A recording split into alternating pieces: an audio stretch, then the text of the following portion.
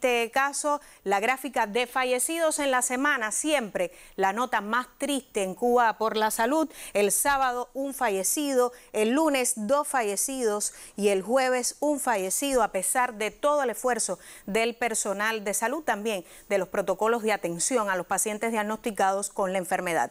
Avanzamos con otra gráfica de esta semana, los casos graves, una nota que también es importante en los partes que nos hace llegar la autoridad sanitaria a través de las redes sociales, el sitio web del Ministerio de Salud Pública. En el caso de los graves sí se evidencia un descenso de la estadística, el sábado con 5, el domingo con 7, pero ya a partir del miércoles hay una tendencia al control en esta estadística y los críticos se han mantenido entre 3 y 2 pacientes críticos con la COVID-19. Avanzamos también con otros temas, los casos activos, y esta es la curva de la semana, la curva de casos activos. Fíjese que sí hay un significativo incremento, casi en 200 casos activos desde el sábado pasado y hasta este sábado, en que se llega a la cifra de 479 casos activos. Esta es la información que nos hace llegar también el Ministerio de Salud Pública, la información oficial que de alguna manera también a partir de la conferencia del doctor Durán, director nacional de epidemiología, ayer viernes, completábamos también con ciertos análisis e información. Ahora, comentábamos que Pinar del Río presenta la mayor tasa de incidencia de la COVID-19 en el país. Ante esa compleja situación, el viceprimer ministro, doctor Roberto Morales Ojeda, y el ministro de Salud Pública, el doctor José Ángel Portal Miranda, acudieron a ese territorio para contribuir con la contención de la enfermedad. En Pinar del Río se manifiesta una dinámica distinta a lo que ha ocurrido en el resto del país en cuanto al cuadro clínico que presentan los pacientes. Sobre el tema tenemos el comentario del doctor Disnardo Raúl Pérez González, director general del Instituto Nacional de Higiene, Epidemiología y Microbiología. Veamos. En el caso de Guane, por ejemplo, específicamente Isabel Rubio, el nivel de casos ha sido más sintomático que asintomático, que no es lo que viene pasando comúnmente. O sea, el porciento de asintomático está alrededor de 50, un poco más, incluso en La Habana ha sido más en este rebote que hubo ahora en el país. Y generalmente es lo que pasa. En el caso de Isabel Rubio nos está dando un porciento mucho más alto de personas con síntomas que personas sin síntomas. Y el otro problema es que las personas asintomáticas, que son más en población joven, aquí en sentido general está apareciendo en población más vieja, que son cosas que hay que estudiar porque no es lo que está pasando comúnmente. Y para que se tenga una idea de cuán compleja es hoy la situación en la más occidental de nuestras provincias, vamos a mostrarles cómo ha evolucionado la COVID-19 en Pinar del Río. Decía el director del Centro de Higiene, Epidemiología y Microbiología de nuestro país, del Instituto de Higiene, Epidemiología y Microbiología de nuestro país, que se evidencia, digamos, un comportamiento distinto, o sea, más personas con síntomas, pero también el incremento de nuevos casos ha sido notable. Noten ustedes cómo en esta semana, la anterior, del 11 al 16 de octubre, Pinar del Río había reportado 18 casos de la enfermedad. A estas alturas, o sea, solo en una semana, estamos hablando desde el sábado pasado que comparecíamos en Cuba por la Salud hasta esta fecha, ese territorio ya ha reportado 185 casos positivos de la enfermedad. O sea, casi más de 160 casos que lo que reportó en la semana anterior. De ahí la preocupación que existe actualmente sobre lo que está ocurriendo en el más occidental de nuestros territorios, donde les comentábamos se ha decidido retornar a la fase de transmisión autóctona limitada de COVID-19 luego de haber vivido algunas jornadas ya en nueva normalidad. Eso supone, por supuesto, un grupo de medidas que hemos comentado durante la semana y tienen que ver con las medidas que tienen que ver con el aislamiento. Se refuerza el aislamiento, también se han establecido zonas de cuarentena donde hay incremento de casos positivos de la enfermedad. De hecho, no se retornará al curso escolar. Los estudiantes que estaban en condición interna pues han retornado hacia sus viviendas, y también en cuanto a la atención de salud pues se decidió suspender los servicios que ya habían retornado a la normalidad en la provincia de Pinar del Río.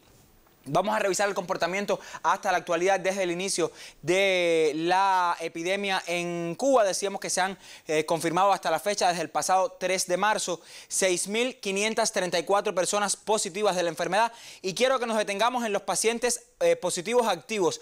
Esta cifra que les muestro de 479 es la más alta durante toda la semana. Un pico importante también en cuanto al número de pacientes confirmados en nuestros hospitales. Y esto, por supuesto, coloca mayores tensiones en el actuar, en el proceder de nuestro sistema de salud. Se mantiene la cifra de evacuados en 2, en tanto el número de altas en el país, las personas que se han recuperado de la enfermedad, asciende a 5.927. Y la nota más triste, la más lamentable que siempre ponemos en Cuba por la Salud, tiene que ver con los 128 fallecidos a consecuencia de la COVID-19 que se reportan hasta la fecha.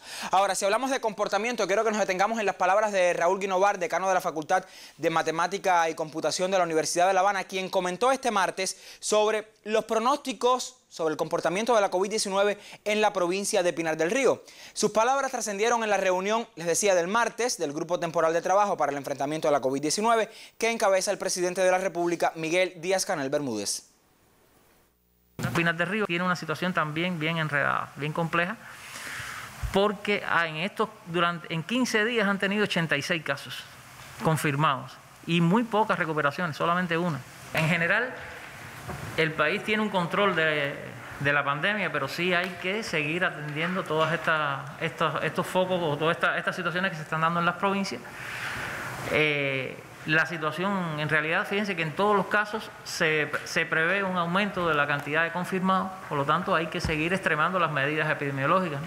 Y hay que buscar la forma de que la gente cumpla las medidas, tanto las personas individualmente como las instituciones. Sin dudas, una alerta necesaria, y como parte de la fase de transmisión autóctona limitada en Santi Spíritus, se refuerzan las medidas ante la propagación de la COVID-19. Lamentablemente, la población aún muestra falta de percepción de peligro ante una enfermedad tan contagiosa. Un equipo de prensa de Centrovisión recogió opiniones sobre el tema. Veamos. Aun cuando la provincia de Santi Spíritus presenta una de las situaciones más complejas ante la propagación de la COVID-19, persiste en la población la falta de percepción de riesgo. En recorrido de prensa por el reparto Olivos 1 de la ciudad, se pudo constatar aglomeraciones de personas incumpliendo con las medidas higiénico-sanitarias. Están propiciando que cada vez se propague más la enfermedad y que cada vez sea más compleja la situación, y por eso Santi Spíritus creo que está en esta situación que hoy no se encuentra.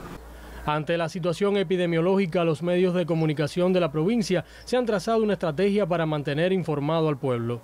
Hemos rediseñado la programación del canal y estamos llevando todos los días hacia la familia espirituana una revista especial donde nos mantenemos actualizados de las principales cuestiones relacionadas con esta pandemia que hoy afecta a todo el mundo y, por supuesto, a nuestra provincia, que es una de las más afectadas en estos momentos por la COVID-19 en el país.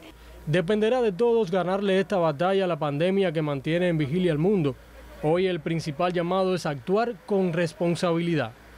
Vivimos con una persona mayor y casi siempre tratamos de que la persona tenga el nasobuco puesto para cualquier situación. La principal medida, uso correcto del nasobuco. Ese es el principal. Aislamiento social, estar bien lejos de las personas. Desde Santi Spíritus, Marcos Cejas Becker, Sistema Informativo de la Televisión Cubana. Santi Spíritus, que recordemos es otra de las provincias que se encuentra en fase de transmisión autóctona limitada de COVID-19 a partir de que ha ocurrido un incremento de casos positivos en las últimas semanas. Y mientras la enfermedad sigue siendo una realidad en el país, la autorresponsabilidad y el autocuidado son la única vacuna efectiva, lo han dicho nuestras autoridades sanitarias. Sin embargo, la búsqueda de un fármaco para inmunizar o al menos lograr un control de la enfermedad en nuestra población no se detiene. El segundo candidato vacunal cubano avanza a buen ritmo, según comentó al presidente de la República, el doctor Vicente Pérez Bencomo, director general del Instituto Finlay de Vacunas. Soberana 02 está prácticamente concluida. Nosotros hemos concluido todos los estudios farmacológicos, todos los estudios preclínicos. Se entregó el expediente a nuestro Centro Estatal de Control de Medicamentos solicitando iniciar los ensayos clínicos. Nosotros somos del criterio, lo hemos dicho públicamente, de que es muy importante que se me analice profundamente esos expedientes, porque bueno, evidentemente siempre es una ayuda muy grande cuando hay un análisis profundo de esos expedientes. Y estamos ahora en el momento de esos análisis. Nosotros aspiramos que bueno, muy pronto, realmente hasta ahora no nos han dado ninguna señal de alarma, esperamos a que muy pronto concluyan los análisis y nos autoricen a hacer el ensayo clínico. Las apuestas que estamos haciendo con esta vacuna conjugada es a tener los mismos efectos que se han tenido con las otras vacunas conjugadas en la infancia. O sea, en primer lugar, inducir una respuesta inmune protectora potente, eso aspiramos de Soberana 01 también, pero aspiramos a que esta vacuna tenga la capacidad que tuvieron otras vacunas conjugadas, que es inducir una respuesta mucosal de tal manera que se impida también que uno se infecte con el virus. O sea, que realmente no solamente prevenirnos de la enfermedad, sino prevenirnos de la infección. Y eso es algo que se ha observado con otras vacunas conjugadas y bueno, una parte de la apuesta nuestra es esa. Nosotros aspiramos a que se estimule una memoria inmunológica duradera, cosa que sería muy importante también lograr en la vacuna. También lo aspiramos en Soberana 01, lo que pasa es que las vacunas conjugadas han demostrado inducir una respuesta inmune duradera y por lo tanto es parte de las apuestas que estamos haciendo. Y pues, en tercer lugar, bueno, es la vacuna ideal para la edad pediátrica, porque hay una experiencia muy grande de utilización de vacunas conjugadas en la edad pediátrica y por lo tanto, bueno, experiencia de seguridad, y por lo tanto, bueno, viene siendo la vacuna ideal para eso.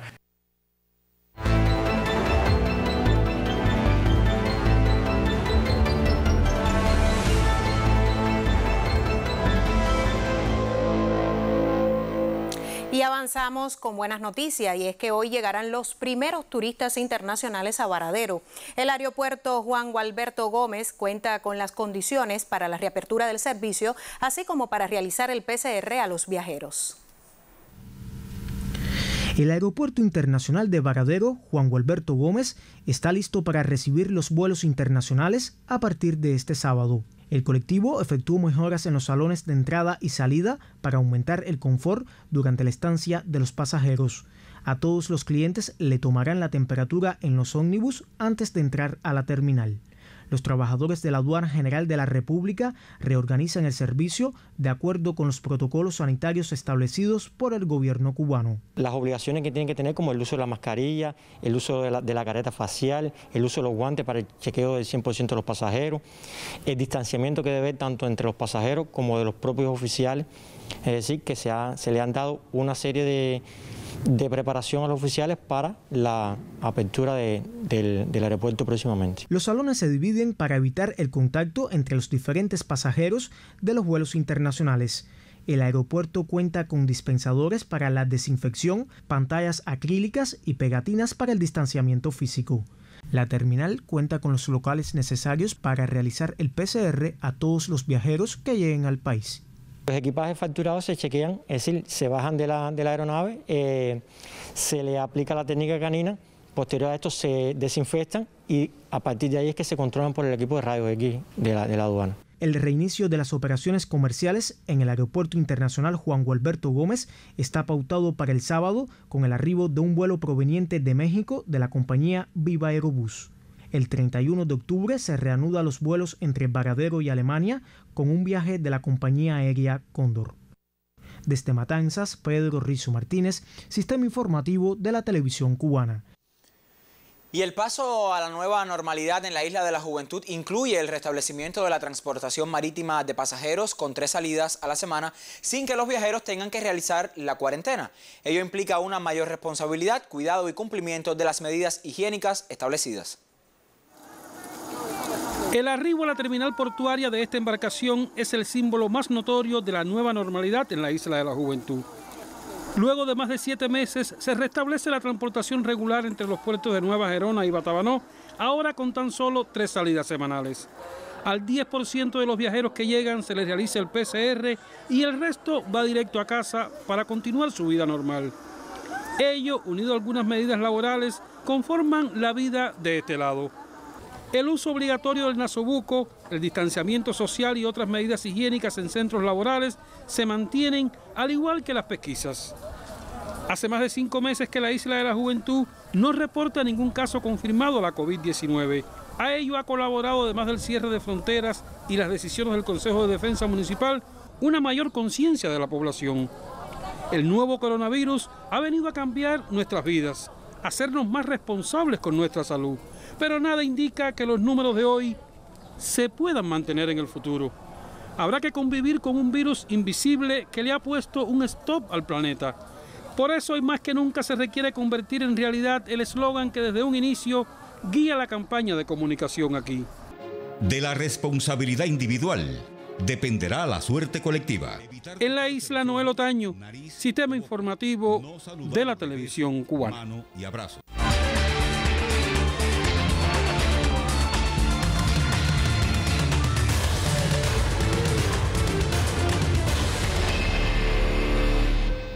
Y esa nueva normalidad de la que tanto hablamos, Lázaro, y que ha sido la realidad deseada durante más de 7 meses de enfrentamiento a la pandemia, es a su vez el tiempo para ser más conscientes de nuestro comportamiento. Comportamiento, Gisela, que para nada significa relajamiento en todo cuanto hemos logrado, sino todo lo contrario, más autorresponsabilidad, más autocuidado, para que esa nueva normalidad no se convierta, como ya hemos visto ha pasado en otros territorios, en un retroceso a otras fases como el enfrentamiento efectivo a la COVID-19 que supone la fase de transmisión autóctona limitada. Sobre este tiempo de nueva normalidad reflexiona hoy el doctor Manuel Calviño desde casa.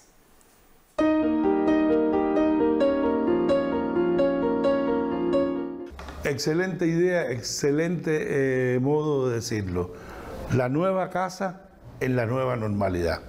En definitiva, la nueva normalidad es un concepto que nos llama la atención para pensar y construir nuestra vida normalmente en condiciones de convivencia con el coronavirus que, como hemos dicho, sigue ahí.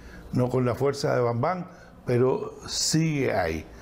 Por lo tanto, tenemos que, si hablamos de la nueva normalidad, tendríamos que hablar de el nuevo barrio, la nueva escuela, el nuevo centro de trabajo y, por supuesto, la nueva casa.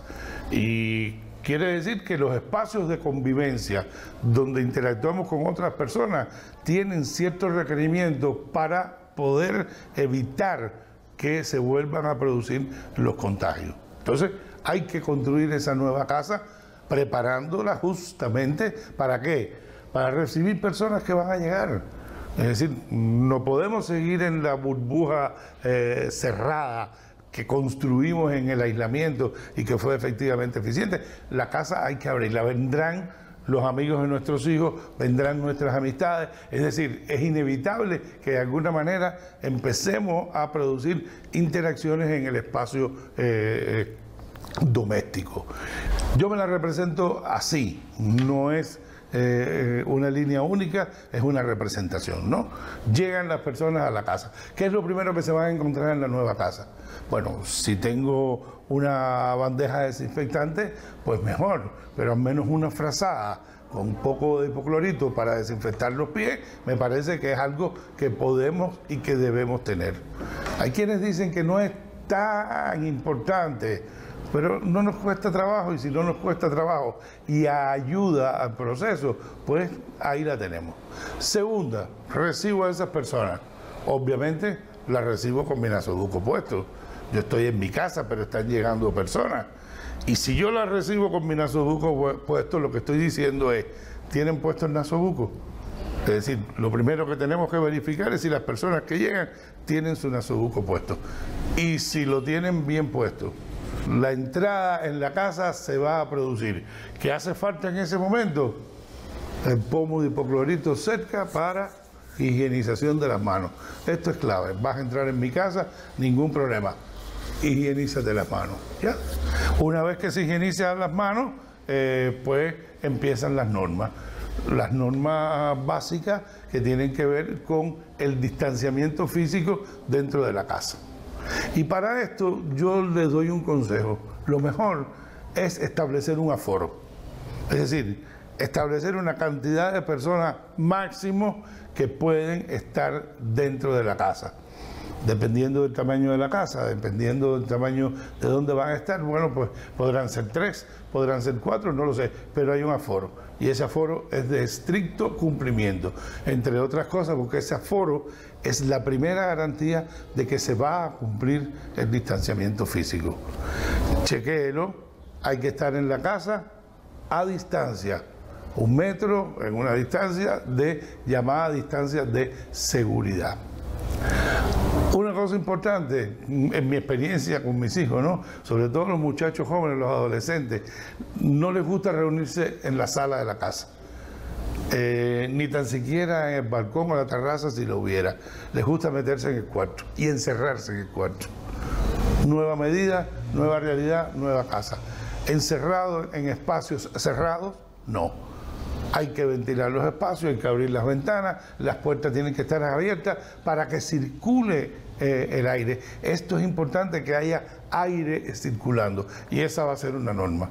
Otro elemento importante en este sentido es que tenemos que tener también una norma de efectos en el caso de que se incumpla, perdón. ¿Qué quiere decir esto? Que si por casualidad nosotros percibimos que cerraron todo, que no están manteniendo el distanciamiento físico, que se quitaron el nasobuco, entonces ahí, como diría nuestro amigo Lucas, se acabó la actividad. Hay que tener una disciplina con esto y una consecuencia del resquebrajamiento de esa disciplina. Entonces, construir para la nueva realidad la nueva casa de una manera básica en la que lo imprescindible se cumpla y al mismo tiempo lo posible se realice.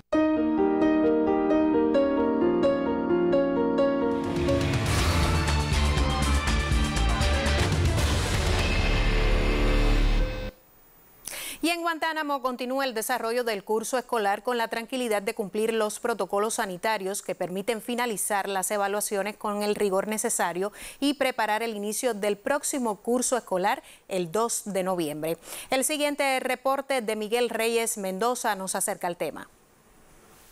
Guantánamo continúa el proceso docente educativo con tranquilidad a partir del cumplimiento de los protocolos sanitarios. La nueva normalidad y las anteriores fases post-COVID impusieron rutinas e inventivas que permiten a maestros y educandos mantener la higiene y el cuidado exhaustivo. En el municipio de Mías ya son varios los centros educacionales que cuentan con ello. Facilita el lavado con rapidez de la mano, pero además el profesor de guardia tiene una función de observar que haya una correcta higienización de la mano a través del hipoclorito y el agua jabonosa. Permite que el proceso docente sea más dinámico. En un primer momento, garantizar la entrada al centro de forma escalonada.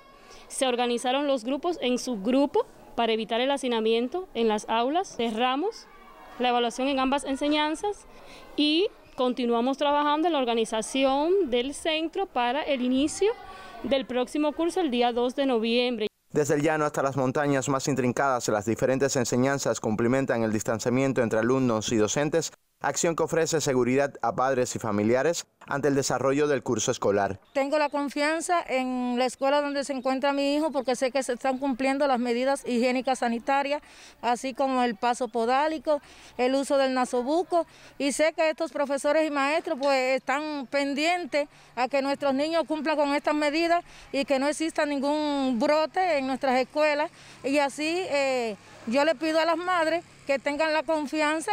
La provincia lleva más de 5 meses sin casos positivos de COVID-19 y la vida en los centros educacionales transita con normalidad a partir de estrategias y normativas implementadas, modelo que permite concluir el proceso docente interrumpido y prepararse para el inicio del nuevo curso escolar. Desde Guantánamo, Arcel Tamayo y Miguel Reyes, Sistema Informativo de la Televisión Cubana. Y con este reporte estamos poniendo punto final a Cuba por la Salud, un programa semanal que lleva a usted siempre el comportamiento de la COVID-19. Despedimos una semana con un ligero incremento de las cifras globales, sobre todo en las provincias occidentales, por tanto la alerta. No queremos dejar de felicitar hoy, en el 70 aniversario de la televisión cubana, a todos los realizadores que llevan a usted esta información y a cada una de nuestros espacios y programas de la televisión cubana. Felicitaciones también para usted, y nosotros siempre le invitamos a que usted cumpla con las medidas orientadas por el Ministerio de Salud Pública. No obstante, existe la nueva normalidad, recomendamos el uso del nasobuco, por supuesto respete el distanciamiento físico y lávese las manos frecuentemente, que nada le cuesta. El próximo sábado regresaremos a las 6 en punto de la tarde por Cubavisión para contarles todo lo que hace Cuba por la salud de su pueblo. Muy buenas tardes. Buenas tardes.